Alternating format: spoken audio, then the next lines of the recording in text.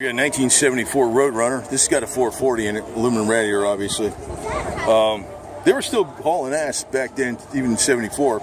No computers. You can tell it's a 440 because the pad, like that blue right there. If it was a 383, it would be hollowed out. That's how I tell real quick, because otherwise you can't tell for crap. And distributors in. Wait a minute. I just said that wrong. You know, I was so quick to freaking open my mouth in this shit. This is a 340 or 360. 360. Distributors in the back. I should have known. It's a 360 probably.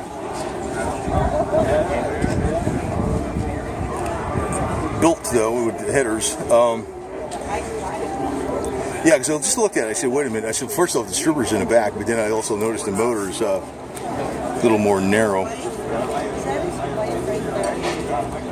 So anyway, it's a 360. 1974, blue on blue.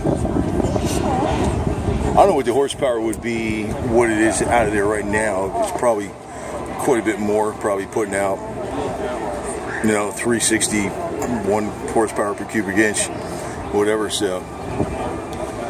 And you notice your electric choke. You need that shit. I got a manual choke on my El Camino here.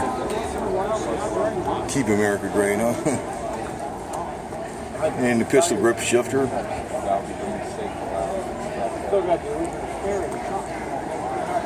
What I was saying about the 383 and 440 with that little pad in front is correct, but you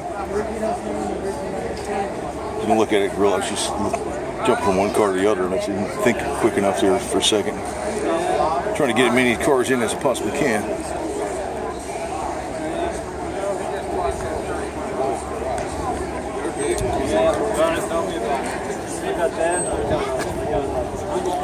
Nice interior. And I liked, I think it was about 1970 for the Mopars. They started coming up with the high back seats. And they started getting a lot better interiors.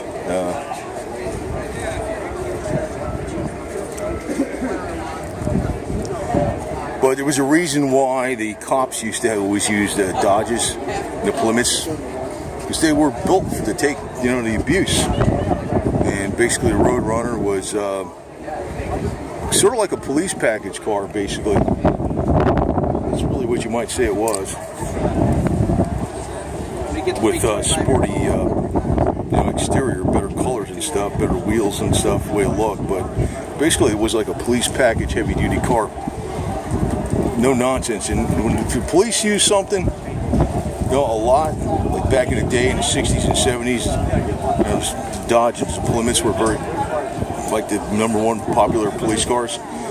It's because they were very reliable and they could handle a lot of abuse. That's why this was one of the better muscle cars out there.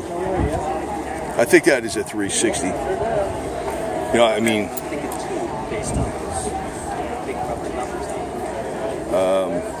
Wouldn't be a 340, that would be earlier models, and wouldn't be a 318 in this car, so I think it's a 360.